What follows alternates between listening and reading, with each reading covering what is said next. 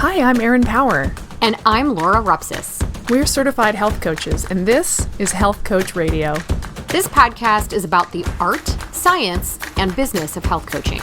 We share our insider tips to help you become a better coach and entrepreneur. And we interview expert guests to discover how they've made it in this growing field. It's time for health coaches to make an impact. It's time for Health Coach Radio. Today's guest is Andrew Ryder, and he is going to teach you so much about the importance of consistently creating content. At least, those are some of my favorite takeaways from this chat. But imagine never running out of content ideas. That's what Andrew teaches. He figures the internet is full of empty content, and that with a few simple technique tweaks, your content can actually stand out authentically. This is one of those topics, content ideation and creation, that we know is a sticking point for health coaches. So we love to dive into it with experts like Andrew. You'll learn a lot from this chat. Our show's sponsor is Primal Health Coach Institute. We are a health coaching school that provides aspiring and existing health and fitness professionals with the training, resources, and support to make a lucrative living changing lives. We've got thousands of graduates practicing unique coaching specialties and changing lives all over the world. Visit primalhealthcoach.com to learn about all of our health coaching and specialty certifications, including the Primal Health Coach certification course, the Primal Fitness Coach certification course, the Master Coach certification course, which satisfies the educational requirements to sit for the Health Coaching National Board exam. We have our Launch Your Coaching Business course, which will nurture you to create and sell your signature health coaching program. And we have even more courses coming down the pike soon. So if you're interested in functional therapeutic diets, the human intestinal microbiome, strength training for women, or learning how to be a health coach in a medical practice, keep on checking back to our website and sign up to our email list to be the first to find out when these outstanding new courses drop. Visit primalhealthcoach.com and check it out. And while you're there, you can also learn about our done-for-you 12-week coaching program delivered to your clients via a smartphone app. Learn more about Primal Pro at primalhealthcoach.com/Primal Pro.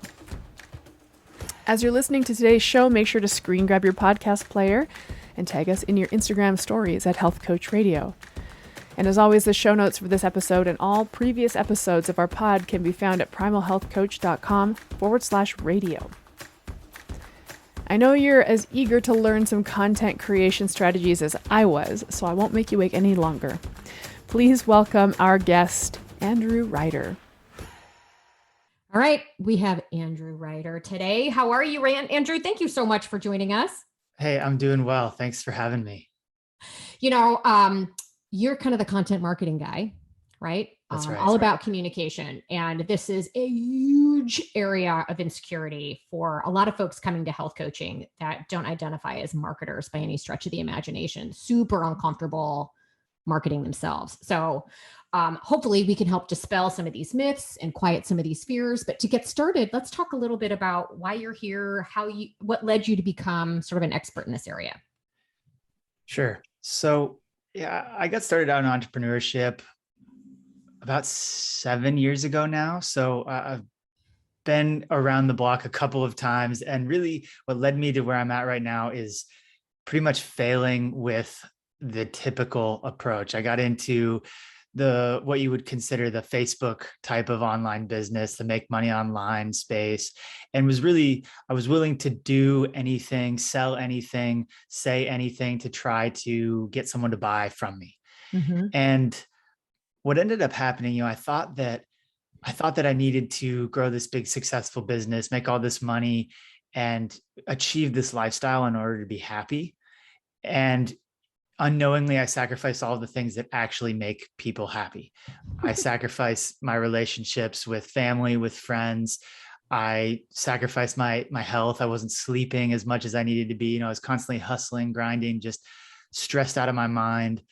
I was constantly scrolling on social media, convinced myself that I was learning things, but I was just scrolling, and all of those things just sort of eroded. I could hardly recognize the person I was at the deepest point.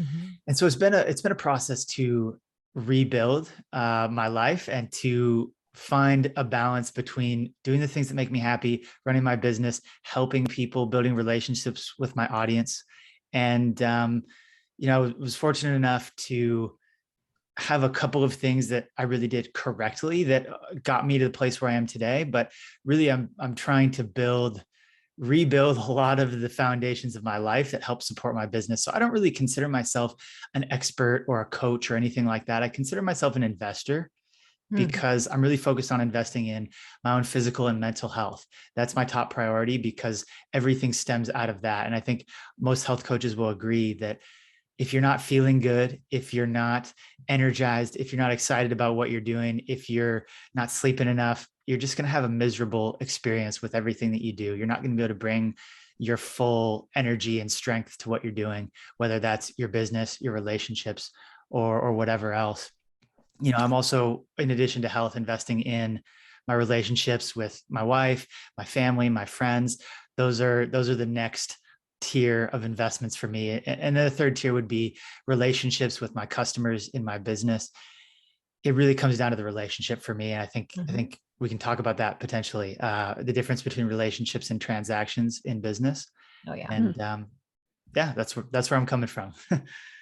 Oh, wow. That took me by surprise. I'm pleasantly surprised because this is a topic that I wonder if anybody else, when you said that you sacrificed everything, that all the things that make people happy in exchange for this grind. I felt that. I saw myself in that. I'm sure lots of people listening did. And I really am excited to talk about this with you because it sounds like your approach is really about, I don't want to use the word balance because it's so overplayed. You use the word investing, which I think is awesome. And you kind of have this almost hierarchy of investment. It sounded like it was almost a hierarchy, like first things first, physical, mental health, then relationships, and then, my customers. So I think what might be the logjam for some folks, and if I got that hierarchy incorrect, please correct me. Is that kind of the order of importance? That's correct. If I'm not healthy, both physically and mentally, I can't pour into my relationships. I can't pour into my business. If I have a whole bunch of personal drama, if I'm, my wife and I are in a fight, or I've got some other issue going on, I can't, again, that's taxing my ability to show up in other areas of my life. So I need to get my health dialed in, need to get my relationships dialed in, make sure everything's on point. And then that gives me the ability to sit down and really just focus and work on my business. Because I think what I was thinking was that the log jam is, well, no, but I have to put this business on the front burner for now, in air quotes, for now. And then I'll catch up on all that stuff later once I'm, crushing 6 figures, which is randomly everybody's goal. So you play that game and realize that it doesn't work. And so you flip the script, and I'm excited to learn about this from you, because I guess what I'm getting at is a logjam is, but if I don't hustle, it's not going to happen. Right? Yeah. So there's a couple of things I'll say about that, because that is such a prevalent mindset that you have to go all out on your business in order to make it. And then once you make it to this arbitrary, maybe it's 6 figures, it's 10K months, it's whatever the number is.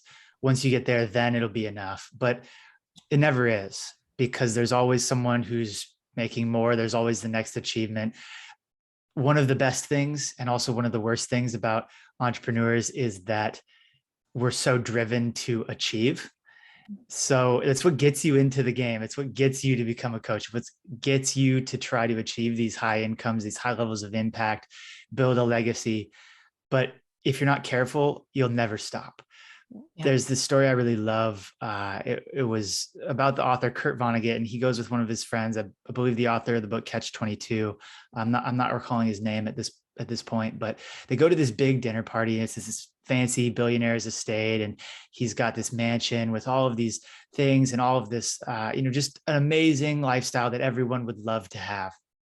And they're talking about it, and the gentleman, the author of Catch 22, pipes up pretty quick immediately, and he says, "Yeah, but I have one thing that this person will never have, and that's enough." Yeah. It's so easy to get into that game where you're just constantly trying to get to the next level, that you never do have enough. You never appreciate the things that you actually have. Mm-hmm. So it's really difficult to prioritize the business now and then transition into the other things. For me personally, I found that I wasn't able to sustain that pace long enough. I wasn't able to grind every night after work until 2 a.m. and then get up again at 6 a.m. the next day.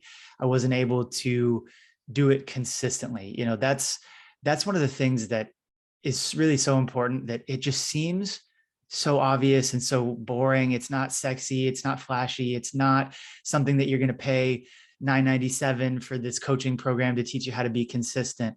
But at the end of the day, it keeps coming back to how consistent you can be. I just finished reading The Psychology of Money. And in that book, great book about investing and psychology. And I found that every single point applies to business, because it's a book about psychology. And one of the things that Morgan Housel's the author, one of the things he says is, he looks at Warren Buffett as an investor. And he says, the one thing that people always miss about Warren Buffett is that he's been investing for like 85 years. Right. He doesn't get the highest returns. He doesn't have the best performance in the market. He's just been doing it for 30, 40, 50 years longer than everyone else. And all of those gains and all of the compounding interest that he's achieved over the last 85 years, it all adds up. And especially when you look at a chart of his net worth over time, he was worth at age 30, he was worth about $1 million. And then by the time he's 91, he's worth like $91 billion. So at the age of 30, he was like 1,000x behind his current pace. Mm-hmm.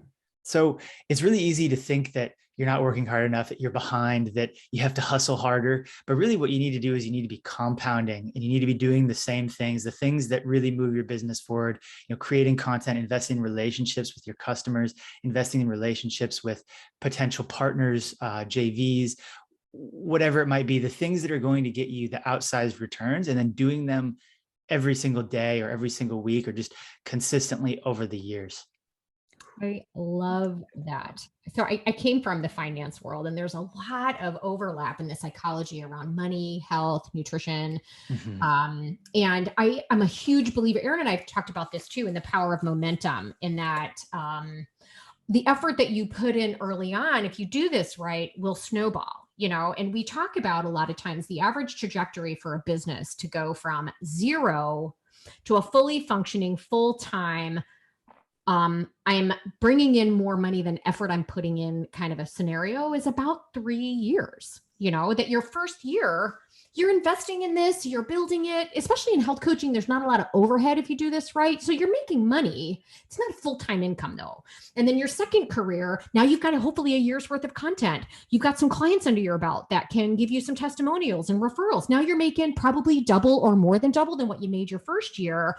Now you're getting to the point like, I'm going to make this transition. And then kind of in that third year, like year over year, if you do this right, the momentum carries you. I posted something in Facebook the other day, like I just moved down to Florida. I haven't advertised shit for my business at all, but all the effort that I put forward in those early years are carrying forward and buying me a little bit of time here, kind of moving forward. So the concept of like compounded effort, I guess, right, in lieu of money in this case, and sort of building your business holds true, not to mention all the lessons you learned on stuff that's worth your time versus not worth your time, understanding the power of relationships, and how all that works with not only building your brand, but folks that will always be your advocate. So I love that entire message. Mm-hmm. And if you take away one thing away from this episode, this was a big one. Yeah. Sort of moving forward.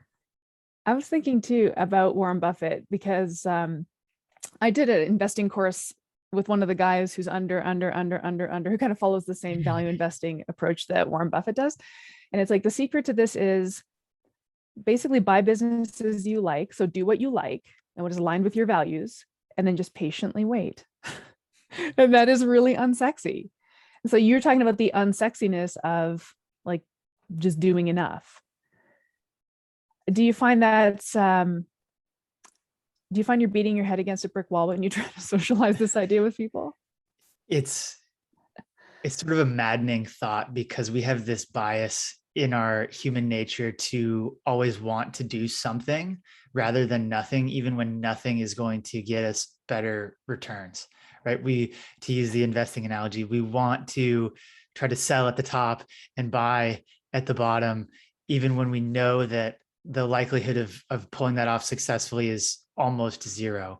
And that if you just left your money alone, you would be worth so much more money in 5 years or in 2 years, even after the correction, right? We're always interested in, we think we have to do something in order to achieve anything. And I think that comes from a lot of our education system is based around this process of you show up, you receive instructions, you execute the instructions in order exactly, you get, a known quantity answer, and then you receive a grade, you receive feedback on that, and then you go to the next level.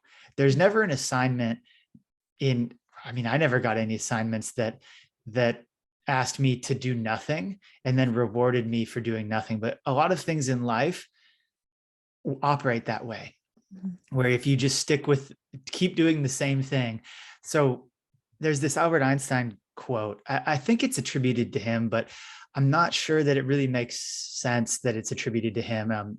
It goes that the definition of insanity is doing the same thing over and over again and expecting different results. And that's sort of that idea of you're beating your head against the wall. You keep trying and trying and trying, and it's not working, but you keep trying the same thing, right? But compound interest really is doing the same thing over and over again and getting different results. You keep reinvesting your interest, you keep earning more and more and more money. So, and the reason why I say I don't think this was actually Albert Einstein that said this is because he also said that compound interest is the eighth wonder of the world. But the idea of compound interest and his definition of insanity, they're in conflict. Maybe you have to be insane in the sense that you're doing the exact opposite of what everyone else is doing if you're just religiously compounding. But I think that really the definition of insanity is exactly the opposite. It's doing the different things over and over and over again and expecting to get the same result. Yeah, for a lot of coaches and entrepreneurs will do 1,000 different things to try to make that 10K month, make that 6-figure year. Right now it's email marketing, and then next week it's Instagram, and then you've got to be doing reels because that's the popular thing, and then you've got to be going over and you need to run a webinar, and so you got to get this webinar software going, and you're just jumping around doing a whole bunch of different things trying to get that same result, which is that 10K month or that first client or that next milestone, when really you just want to take a step back. You want to focus on one or two things, get really good at them, keep doing them consistently, and just compounding that return over time. And it's really hard because if you've ever, we're talking to health coaches here, so maybe I'll use the fitness analogy of New Year's resolutions. And everyone knows that the first 3 weeks in the gym are mayhem because there's 2 or 3 times as many people are in the gym compared to, December 29th or 30th, right? So it's, there's so many people, and then they die off after after 3 weeks, they haven't seen any progress. They haven't lost any weight. So they give up or they go on to the next program, right? But if you're working out consistently, you know that it takes 3, 4, 5, 6 weeks to really start to see progress. And so it's really hard when you're in week 3 or you're in week 4 and you haven't seen any results, and somebody is whispering in your ear all of these ideas and all of these things about how easy and fast it is to just do it their way. You have to have the confidence to stick to the current approach that you're on and to really reap those compounding rewards. So let's equate this to content marketing specifically. I mean, I can make the connection. I know Aaron can, but sometimes people listening, they need to be drawn not a dotted line, a direct line into how this is really relevant in terms of content marketing. I think most people know the consistency is key. Like, I need to show up, but I would love for you to elaborate on that. So in 2020, I made a goal for myself to write an article, write a blog post, write an email, social media post every single day. Just one 300 to 500 word post that was sharing my expertise, sharing the way that I see the world, sharing the stories and the experiences I was having. And I made that decision because I really I saw the marketers that I respected were all doing this and all just swore by this approach. And I thought that, sort of along the same lines of what we're talking about, I thought that by doing that at the end of the year, maybe I'd be a little bit better of a writer. I'd be a better communicator. My grammar would be better. Those types of things. I thought that, okay, I'll have 365 pieces of content that I will have created. Mm-hmm. But I totally underestimated all of the sort of compounding effects. So I treat content creation like Legos. When I was a kid, I loved Star Wars, and I sort of grew up in the episodes 1 through 3 era of Star Wars. And I would have all these Star Wars Legos, and we'd build these spaceships, and we'd fly them around in my parents' basement, listening to the soundtracks and just letting our imagination go wild. And we'd build the kits, but then we would take them apart after a couple of weeks, and we'd build our own spaceships, and we'd build new things with the same bricks. And so whenever I go visit my parents, they're trying to get me to, they have these massive, massive tubs just full of Lego bricks. They're trying to pass them on to me for when we have kids, and they're trying to clear out some of this stuff. So they keep trying to pawn it off on me, but haven't been successful yet. But I take that same approach of Legos to building content for my business. So every sort of 300 to 500 word story is like one brick. It's one block.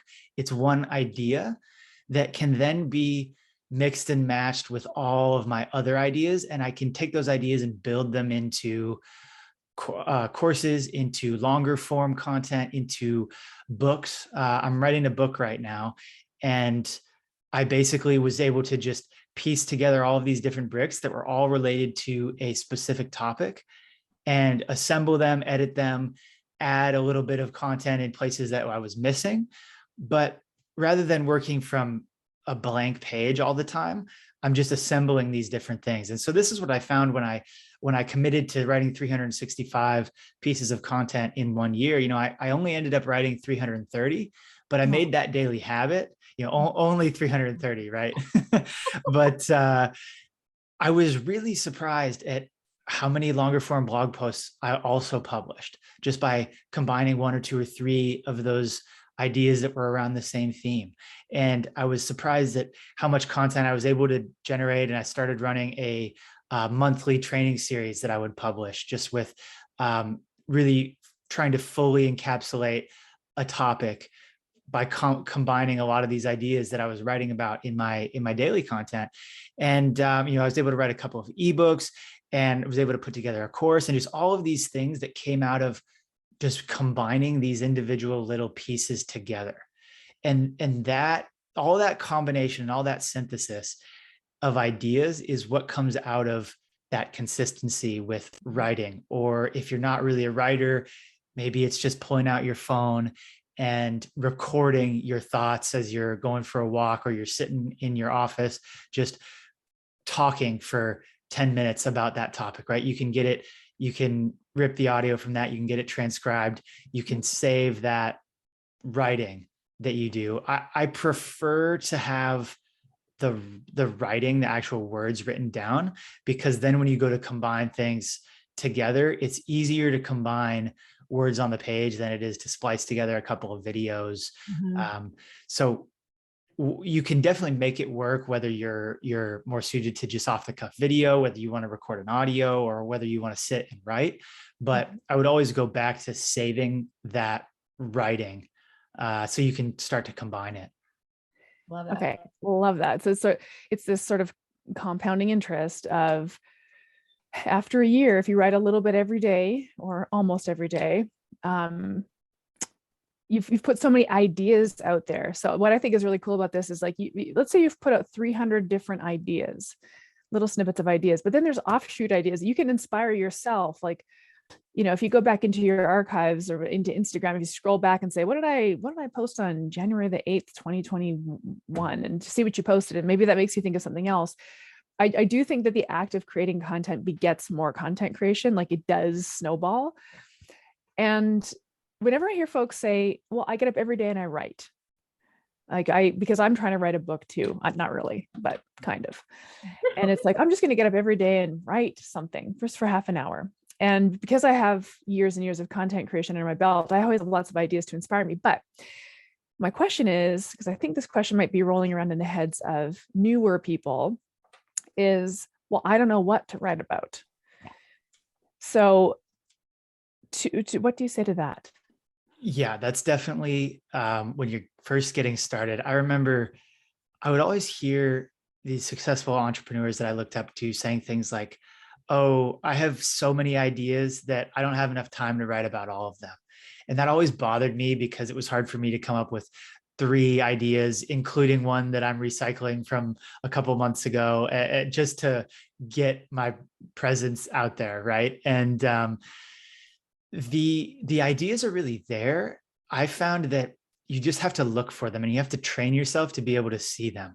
So when you're just getting started, I would do this every single day. At the end of the day, I would sit down for 5 or 10 minutes and I would go back through everything that you did over the course of that day. And I would ask yourself the question, how does this relate to my audience's problems? How can I turn this into a piece of content? Right. And it's not so much of the, I guess, Gary V style of documenting everything or just constantly having video going. But if you can think of one thing that you did today that relates to your audience, you can turn that into a piece of content. So a lot of the things that I write about are like Netflix movies that we watch on the weekend. It's things that my pets do, because pets have funny ways of revealing your own personality flaws and things that I find that I get angry at my pets for doing the things that I tend to do. They sort of embody some of those traits that we have, but it's things like that, just things from my life, things that I'm seeing in the industry. And even if there's nothing that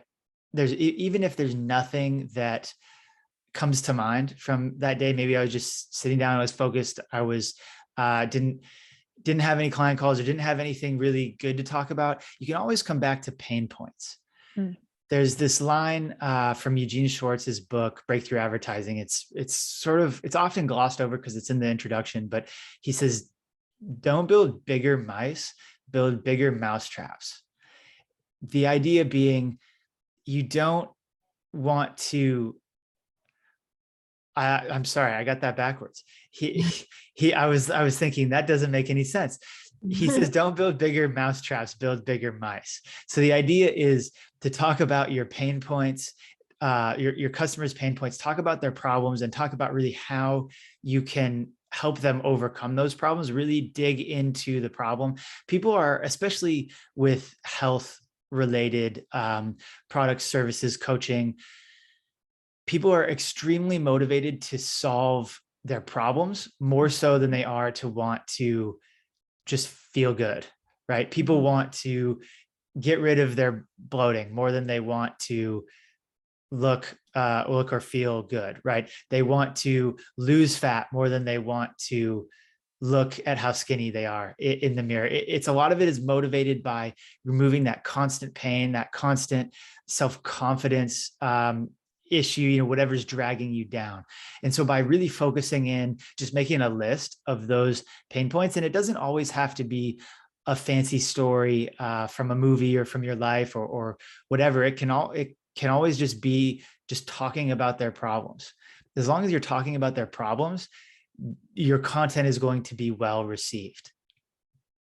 Yeah. So do you have an example of, look, I mean, when I first started, I did exactly that. I started a blog one day because my family and friends were sick and tired of listening to me just evangelize, right, about all of these things that I learned when I started going down my own health path. So I just started a blog, and I think my first article was just Hi, I'm here, and this is why I'm here.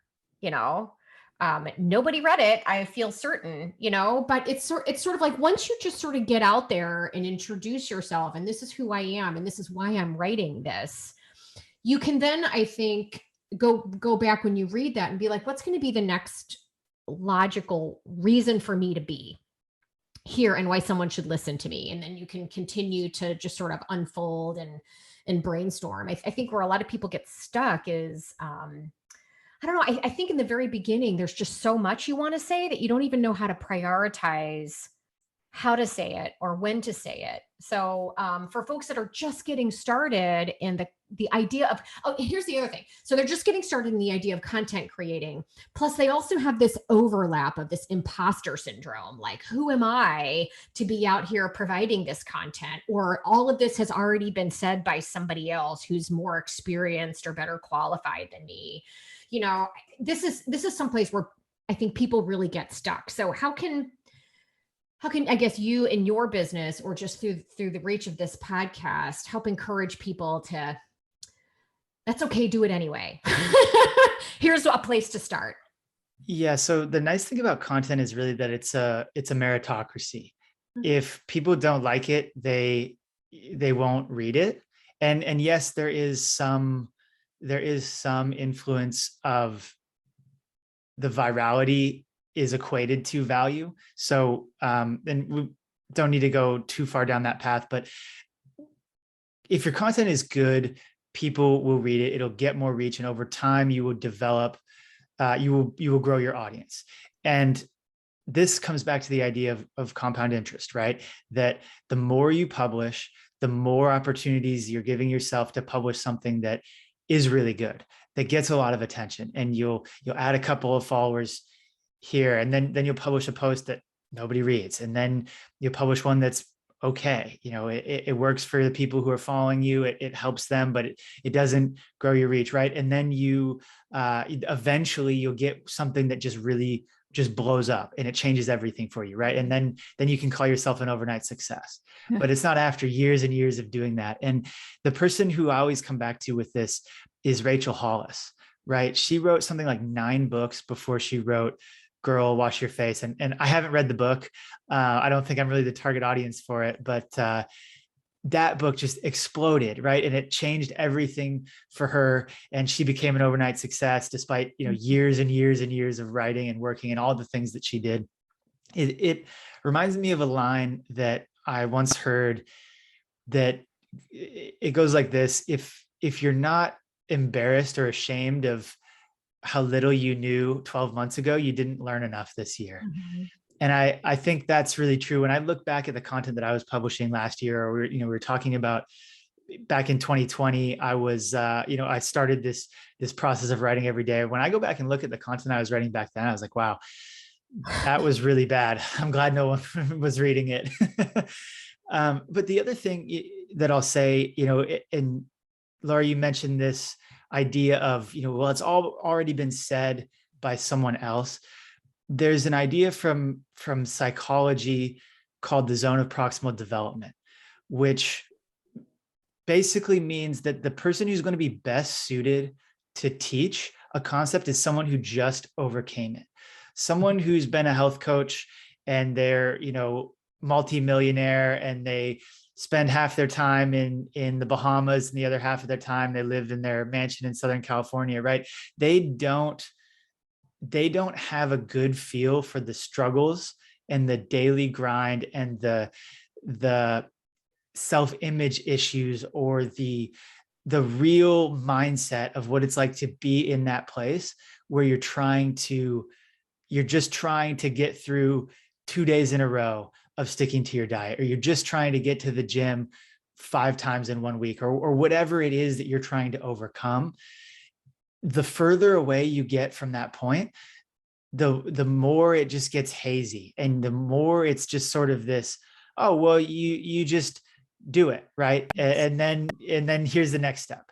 But for someone who just did it last week, that pain is so raw and so real. And all of that comes out in their language and their emotion and everything that they're sharing. people aren't following you just because of the information that you're sharing. They're following you because of who you are, because of what you believe, and because of the passion that you bring, the mission that you're on, and the way that you can lead them. Derek Sivers has a great quote. He says that if information was the key, we'd all be billionaires with six-pack abs. Yep.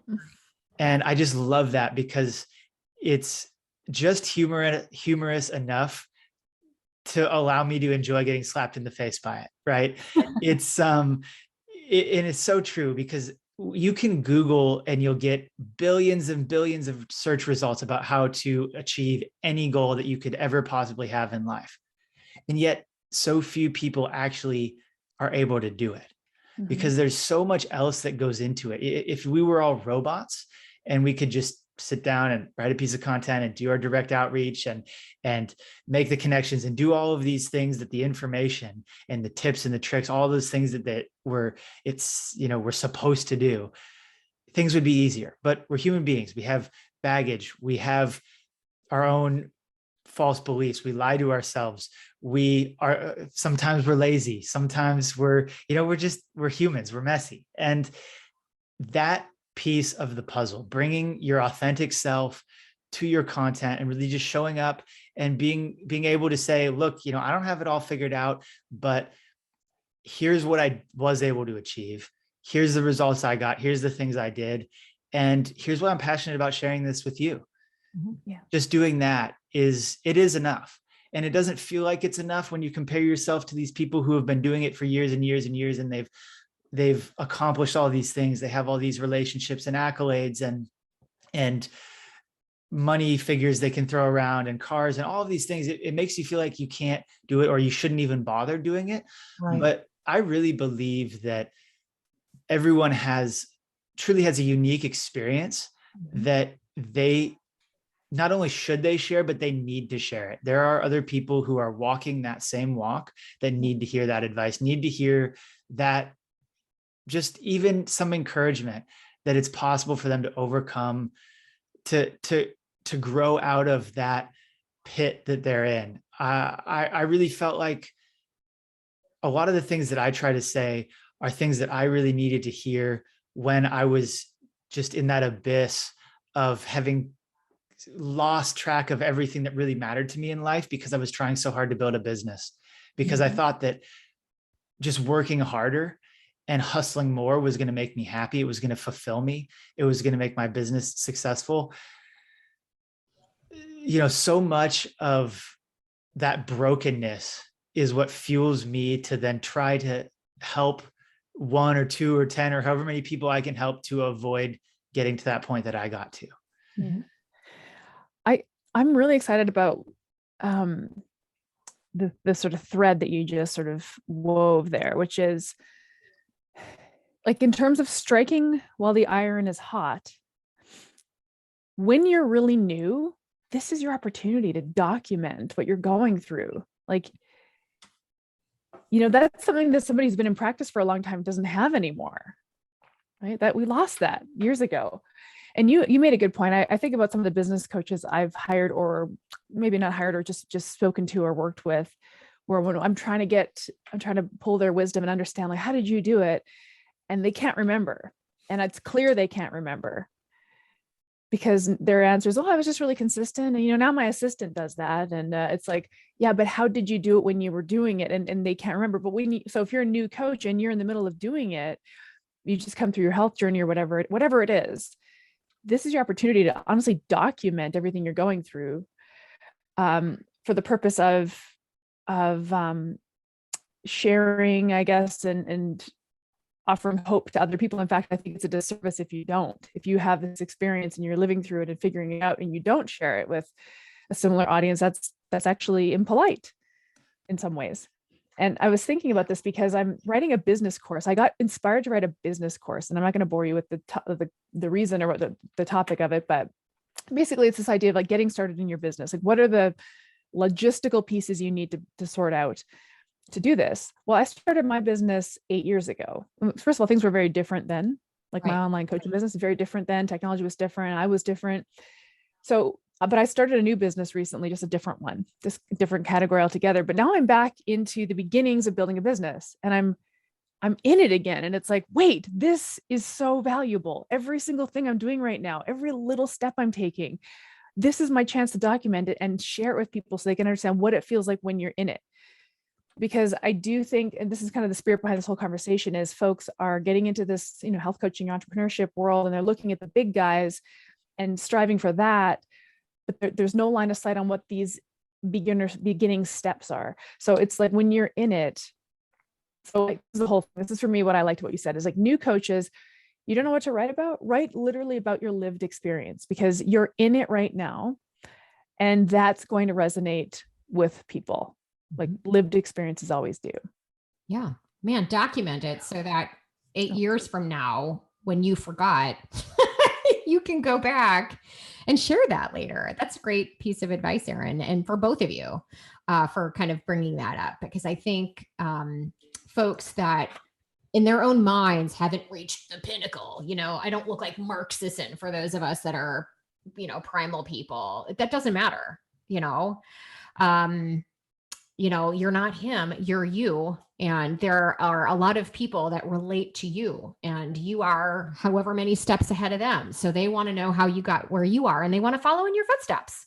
Own that, and to Erin's point, you kind of owe it to the people behind you. Pay it forward, all the lessons that you've learned, and kind of share that. So you're saying that you don't have to sacrifice everything to get this business started and off the ground in terms of sort of like content marketing and putting yourself out there. So would you share with us a little bit about what you think people do need to do in getting started? You talked about investing in yourself. And look, we talk about this with our clients all the time, health coaching clients. We talk about how you need to sort of keep your own cup full so that you've got enough reserve to actually pour for others. So this holds true for health coaching, and it sounds like it's true in kind of starting your business. So how do you in your business work with health coaches that are trying to get their arms around creating content and getting this out there without losing everything else in the process?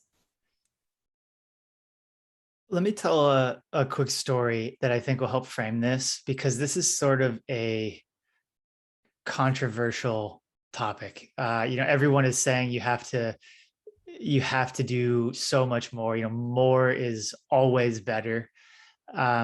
Fast is always better than slow. Those types of things. And this really comes from the idea of pace, which is I was a runner in college, and this idea of pace is how fast are you going to run your next 200 meters or your next mile. Let's say it's a cross country race and you're running 5 or 6 miles in a race. You would be keeping track every mile of how fast you're running. And your goal would be to run a consistent pace through, the first half of the race, to give yourself an opportunity to then open up and finish the race strong. And if you run too fast in the early miles, what will end up happening is you'll die. And it's called that because that's how it feels. If you go too fast in the beginning of a race, you will struggle to finish.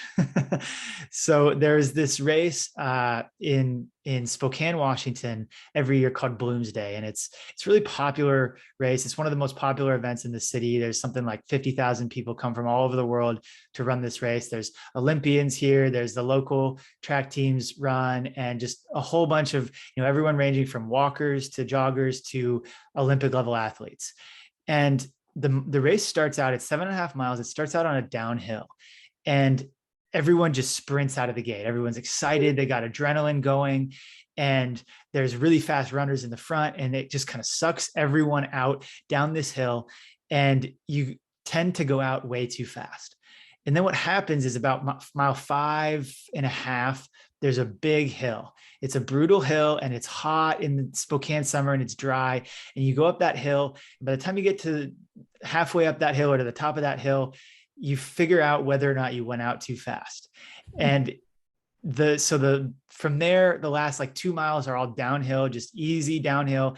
If you didn't go out so fast, you will pass 1,000 people going down that last downhill. You will pass every single person who went out too fast. But if you go too fast, you will barely be able to walk down that hill. You'd be faster just like laying down and just rolling because your muscles will be tight. You'll be so parched and dry. It's hot.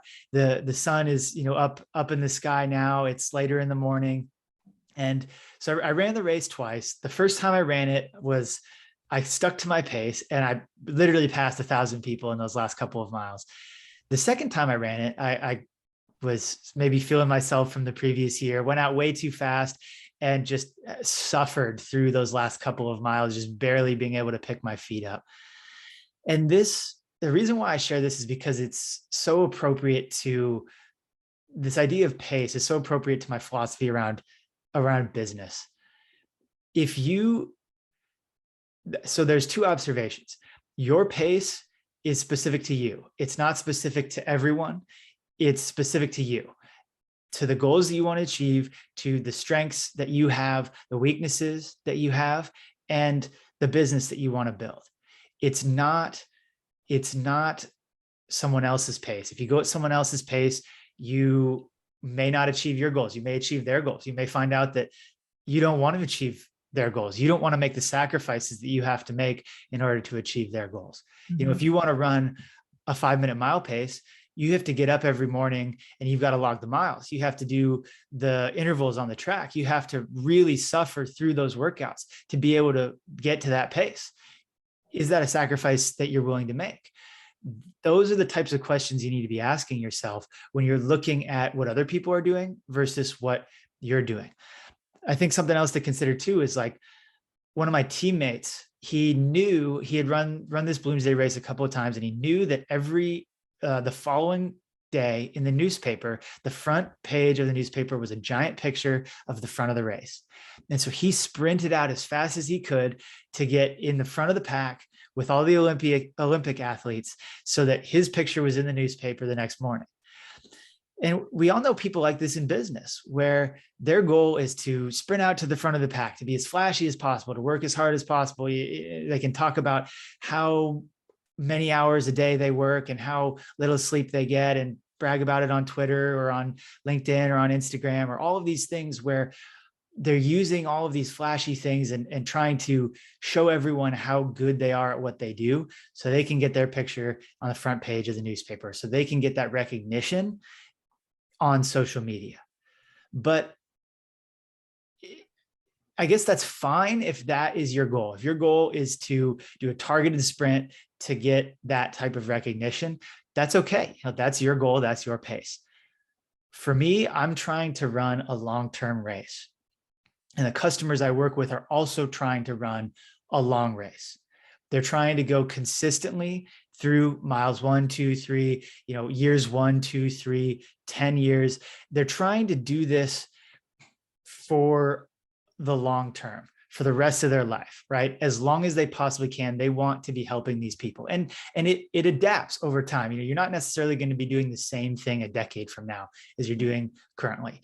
Other opportunities will come up. You will change, you will grow, you will improve, but you want to maintain these same habits, right? Even if the business venture is different, you're still going to want to be doing a lot of the same foundational things. And so these are the types of things. I know this is a really long-winded way of getting around to your question, but I want to frame it in that regard because, like I said, the stigma is just that you have to do more. You have to go faster. And if you don't, that you can't keep up or that you'll never be successful. You have to really want it. That's something that I hear a lot as a justification for sacrificing everything in your life to build a successful business.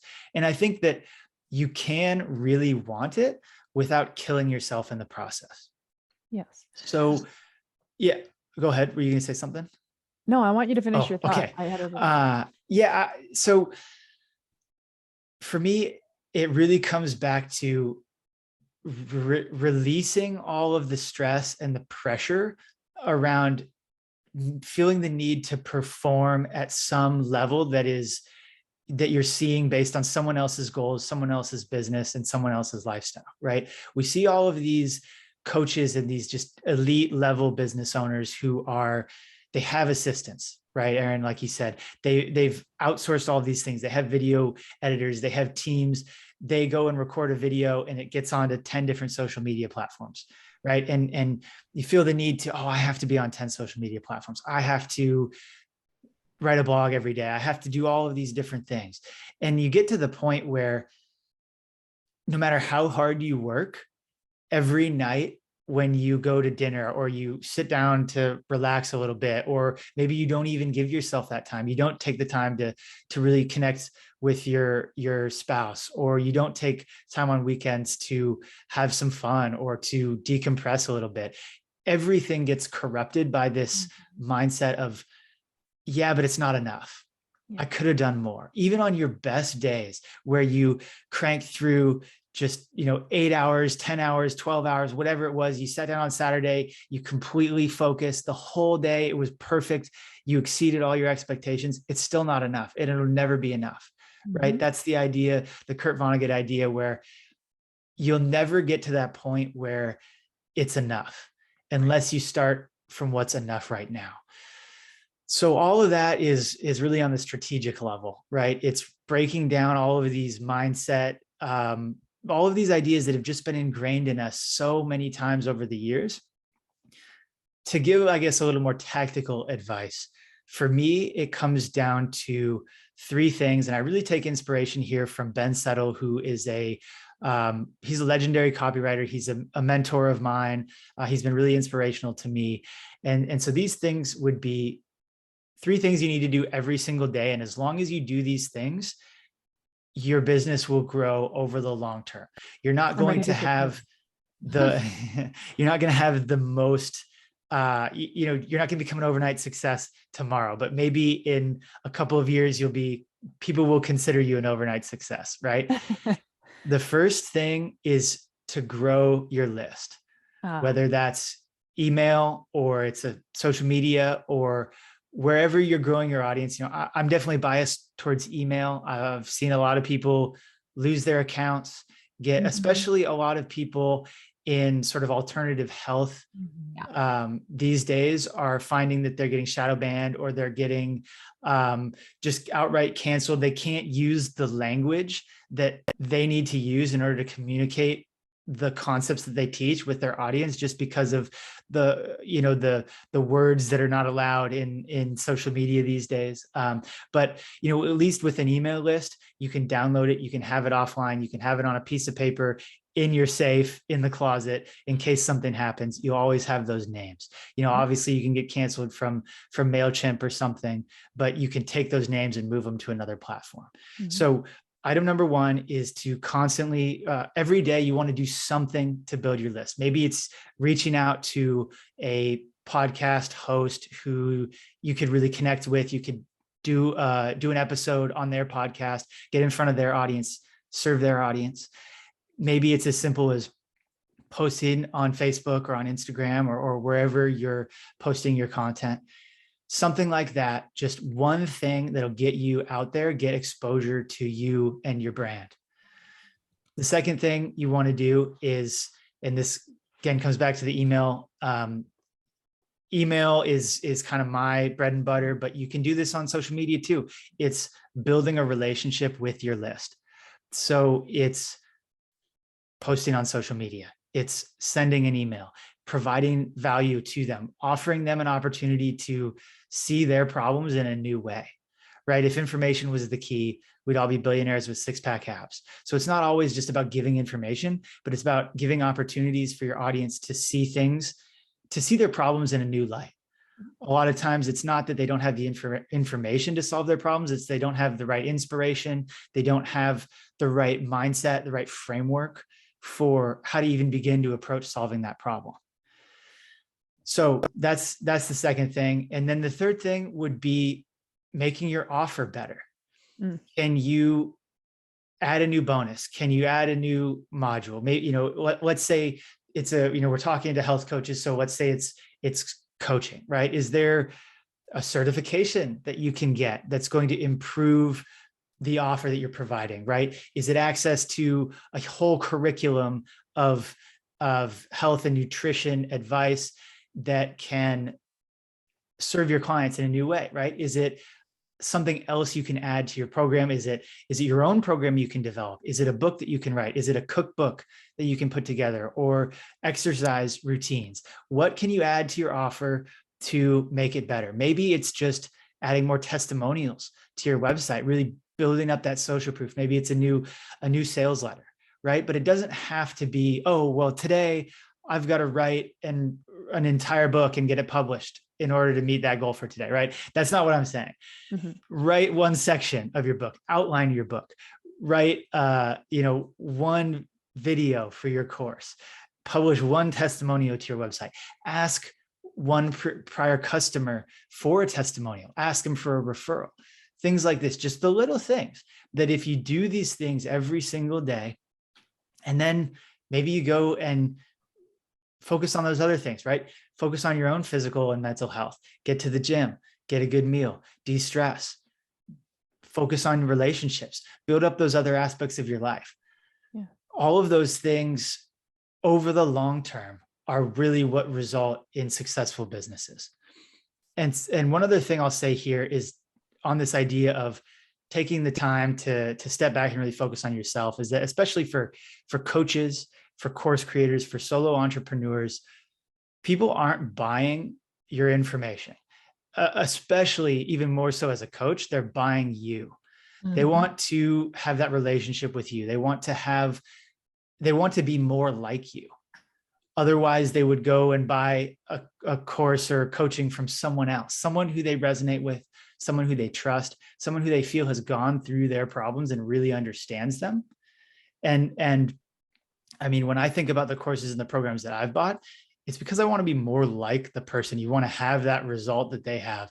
You want to have the mindset, the personal growth that they have, that it takes to achieve those other results. A lot of times it's an internal sort of personal issue that holds you back from achieving your business goals, achieving your health goals, achieving anything in life.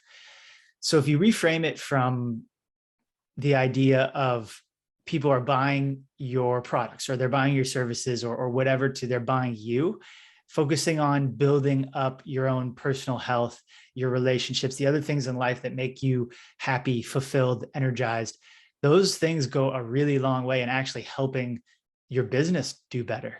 Yeah. I was thinking about this because not to make too bold of like a blanket statement or a sweeping generalization, but it's probably fair to say that, at least for our audience, entrepreneurship is pretty new.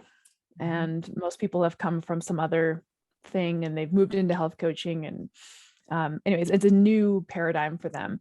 And I wonder if there's just some like cultural programming around, well, I'm an entrepreneur now, I'm all about the flashy hustle. And it's different. It's a different type of work, sort of feel, I guess. And what I'm getting at is the 3 tips you just gave us that you borrowed from that legendary copywriter. It's kind of like, these are the tasks of your job. So what I've been doing lately is I've been reminding myself that this is my job. It's time to go to work. Got to go to work and do these 3 things, for example. I'm going to have to build my list in some way. I'm going to have to speak to them, and I'm going to need to add something to my offer, for example. That's the to-do list for my job today. And even though that sounds like a backslide, like I left my job to become a health coach, right, in a manner of speaking. But it's like, well, now this is my job. And I can't just be flashing around doing flashy entrepreneur stuff, sitting in coffee shops or whatever. I need to be really we need to still be intentional, and we need to kind of apply that job thinking to it. And if you do, it's a lot less work actually, because it's just those 3 little things.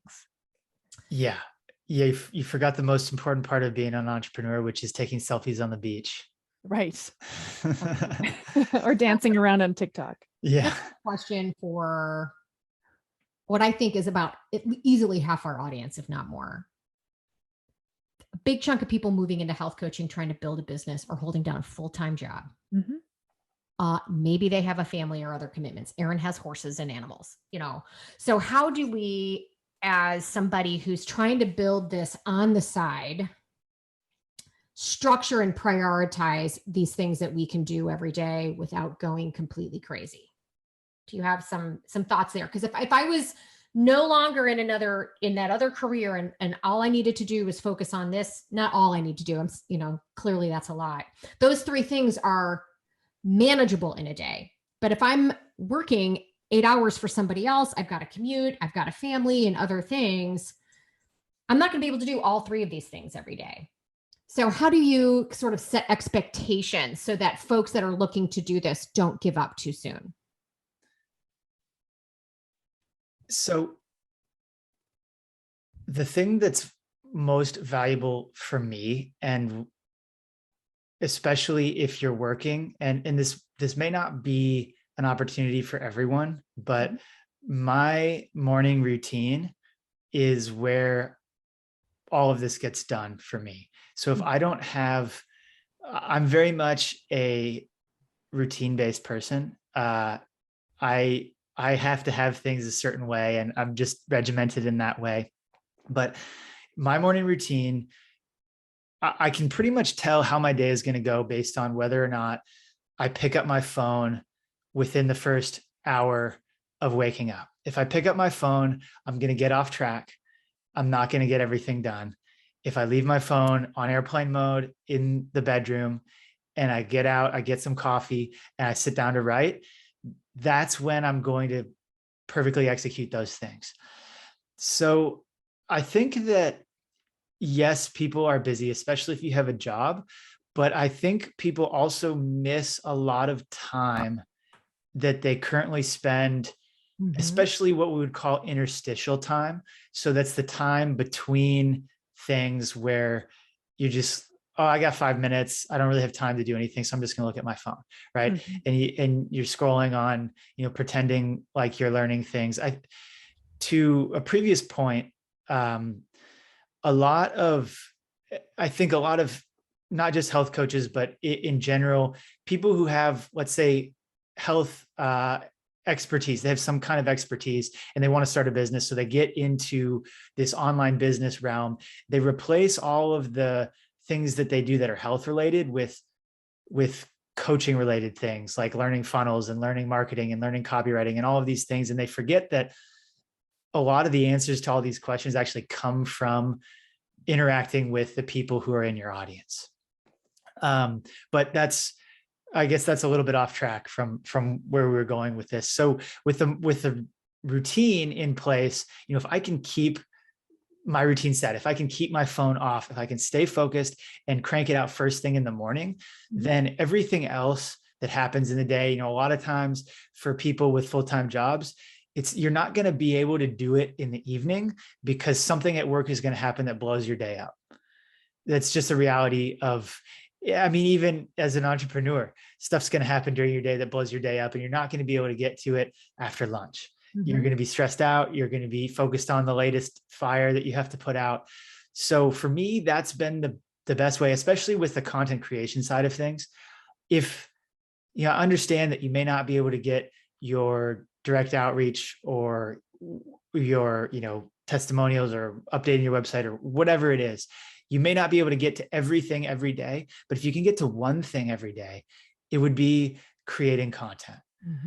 And I think most people can do it first thing in the morning. And maybe you have to get up early. You have to, set some rules for yourself. You really have to hold yourself accountable to that, right? Keeping your phone off, keeping it put away, and just focusing on writing, having ideas written down beforehand. So one of the things that especially a lot of newer entrepreneurs will struggle with when it comes to content creation, and why it'll take 2-3 hours to write a single post, is because they're combining 3 different things into what they call content creation, or what they call writing. These 3 things are idea generation, writing, and editing. They should not be done at the same time. When you sit down to write, you should only be writing. So you need to have a topic picked out in advance. And again, like we talked about before, you can just take take 5 minutes at the end of the day. This is something that you can pretty reliably do at the end of the day, is sit down, reflect on your day. It's a good way to wrap up your day too. And you can talk about things at work too.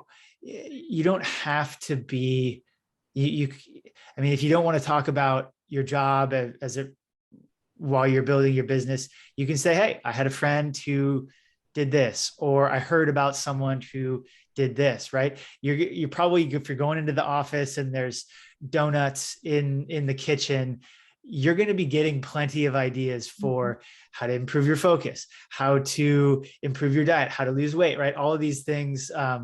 There's a lot of easy fodder for that at work. So you can just say, oh, a friend of mine, or something like that, to tell that story.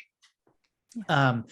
Do your idea generation the night before. At the end of the day, think about your day, pull together some topics, and just keep a running list. I have a note in my phone that has all of my content ideas.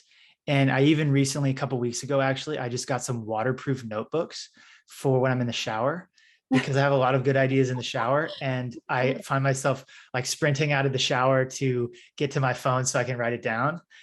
So I got some waterproof notebooks on Amazon. And so I don't have to like run out of the shower to finish my idea. A lot of times what I'll do is I'll just grab my notebook and start writing. And then I end up like almost writing at least half of that piece of content for the next day. And then the water starts to get cold. So I'm like, okay, it's probably time to stop and actually like get on with what I was doing before. But memorializing those ideas in a note in your phone, you will not remember them if you try to, even the best, most unforgettable ideas that you just think, oh, this is the best idea I've ever had. You have to write it down, because you will forget it by the time you get around to writing your next piece of content. So separate idea generation from writing. Sit down, write. I like to get some coffee. If you're really like gung-ho about this, taking a cold shower will really help you focus. That combined with the coffee is really going to give you the focus that you need to show up in your writing session. And also what you're going to find if you do this first thing in the morning without looking at your phone is that while you were sleeping, your brain was organizing all the information, all the experiences, everything that you do in your life, putting it in its right place, detoxing, getting you ready for the next day. So when you get up and you sit down and you start writing, you'll start writing about whatever topic that you thought you were going to write about. And then you realize how it relates to something that you wrote about last week, or how it relates to this overall framework that you're building in your business, or you'll just start to pull all these different things together. You'll get into a flow state, and you'll get that amazing feeling that I get this sometimes, where it's just like, I just love writing so much because of all the ideas that you combine, and you just feel good about what you've accomplished, feel good about the work that you've produced, the quality of the product, and accomplishing that goal for the day. Yeah. And so then the final piece, obviously editing.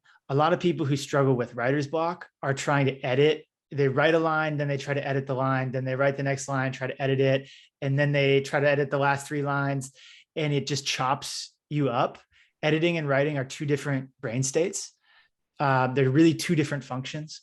So when I write, I try to write as fast as I possibly can, and then I'll come back later and edit it. Sometimes it's immediately after. I'll go through and edit it, put it into my autoresponder. Sometimes I'll wait until later in the day, come back late in the morning, reread it. It depends on how, sometimes you feel good about it. Sometimes you're like, I want to get a second pass on this.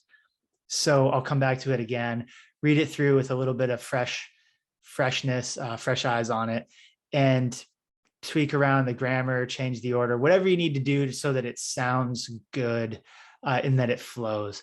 Yeah. When it comes to, I don't really do a lot of editing. So it's not like I'm power editing everything and making perfect grammar, perfect sentence structure.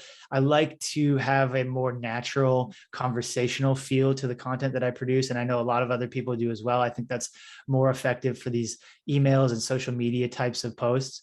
So you don't really want to speak in the most proper formal English. You want to have some run-on sentences, some long sentences, some short sentences, some ums, some likes maybe thrown in there, but keeping it conversational. Yeah.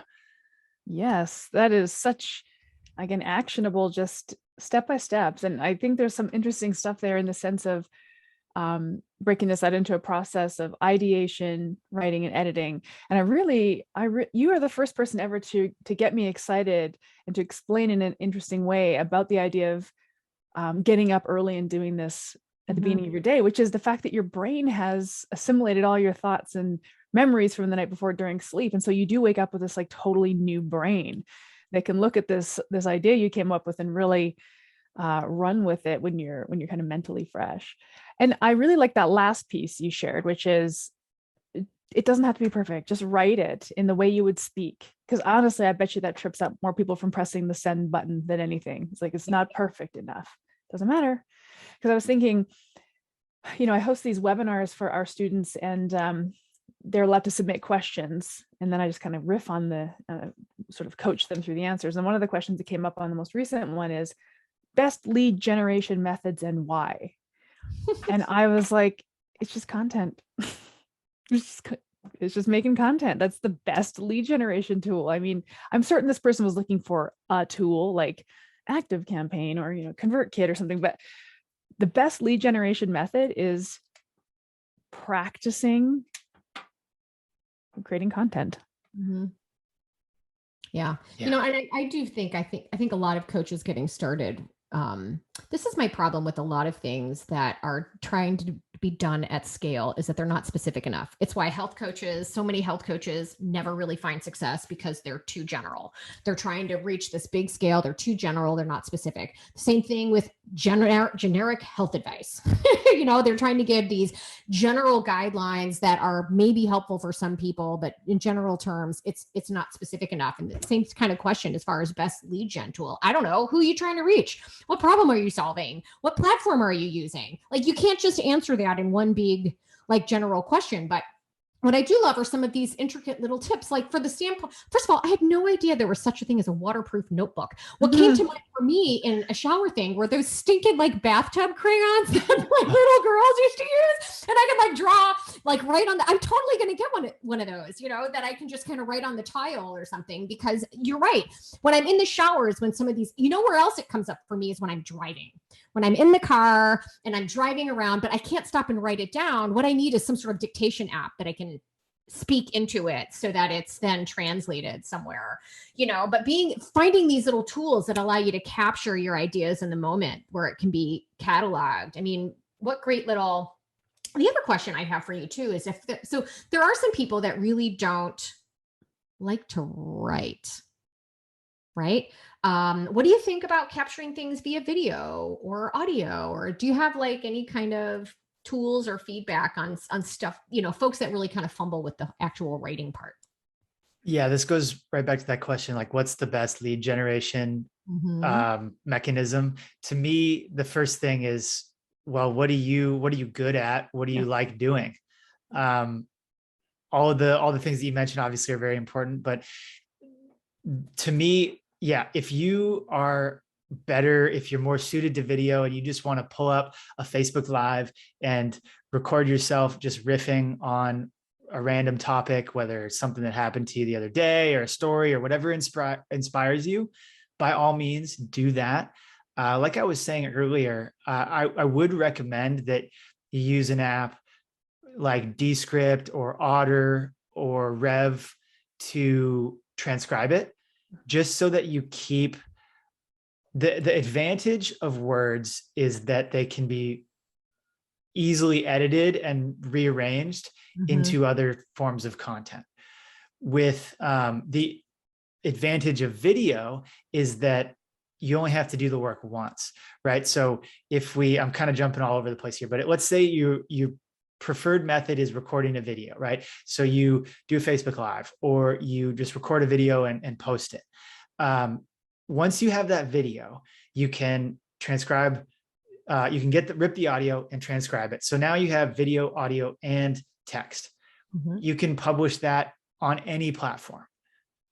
If you write first, you can't get audio or video from that. Right. I mean, sure, there's these AI programs that will, you can use them to kind of generate a video, but I wouldn't mess around with any of that. You pretty much have to record it twice, right? You have to write it, and then you have to record the video, and then obviously you can get the audio from that.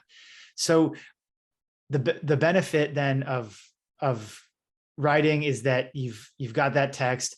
So there's sort of a give and take. So Yeah.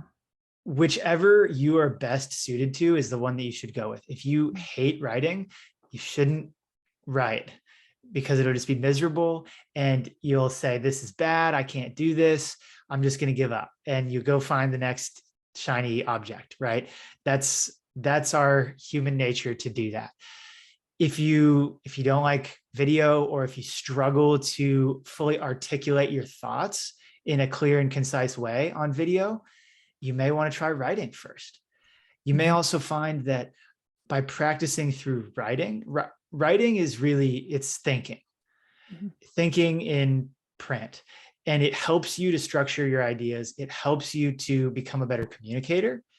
And so if maybe you enjoy creating videos, but you're not proud, or you're not happy with the quality of the content that you're producing, you think you have room to improve, obviously recording more videos is going to be really helpful, but writing is also going to be really helpful, because it will help you clarify your own thought process, and it'll help you remember all of the stories and the anecdotes and the quotes and the things that you want to tell.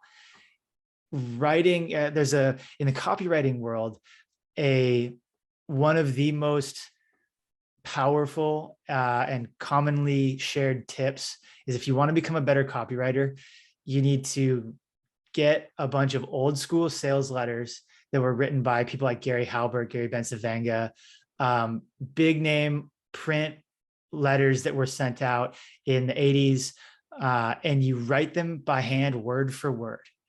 And you just get like a legal notepad and just write every single word, just exactly how they wrote the letter. If you want to get better at writing copy, at writing sales letters, writing is intuitive to our brain in ways that typing or recording video are not. Right. It not only helps you remember things. I know back when I was in school, if I wanted to memorize something, I would write it down a handful of times, by hand, not just typing, but actually physically writing with a pen and paper, because that act of moving your hands in that motion, and you go slower too when you do it by hand. It's by no means a fun process to do that, but it really ingrains it in your brain, and the rhythms and the flow and the word choice and the structure that these legendary copywriters have built into their process, you can absorb that into your own process. This is great stuff. This has been great stuff, because it's just, it's actionable, and it feels easy, and it also feels nice. Like you framed this whole thing from the perspective of, and my interpretation is, this doesn't have to be a drag. It doesn't have to be like that terrible uphill climb on the road race kind of thing. And anytime we speak to folks like you that make this stuff sound logical and doable and simple, I get really excited, and I'm hoping that our listeners do too. Yeah. I mean, not only should it not be something that you hate, but it should be something you love. It should be something that gets you excited and passionate. One of the first lessons I ever learned was, I'm never going to put in enough work on some product that I don't care about trying to sell to some random person, and it's not valuable, all these sort of make money online things.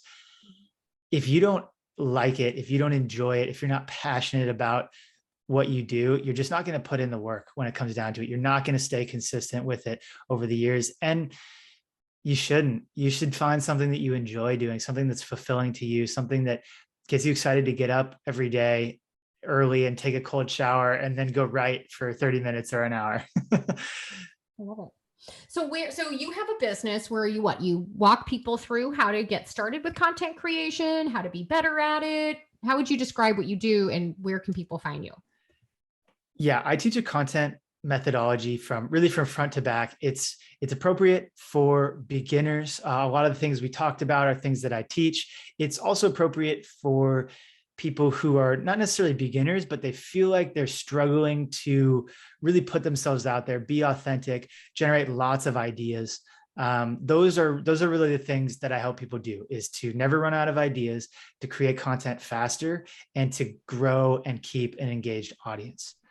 So if that's interesting for anyone in the audience, you can find me at andrewbryder.com, and I've got blog posts there that you can check out. You can sign up for my email list, and just giving out tips, strategy, mostly strategy, actually, more so than concrete tips. But like we talked about, the strategy is really where the money is in your business.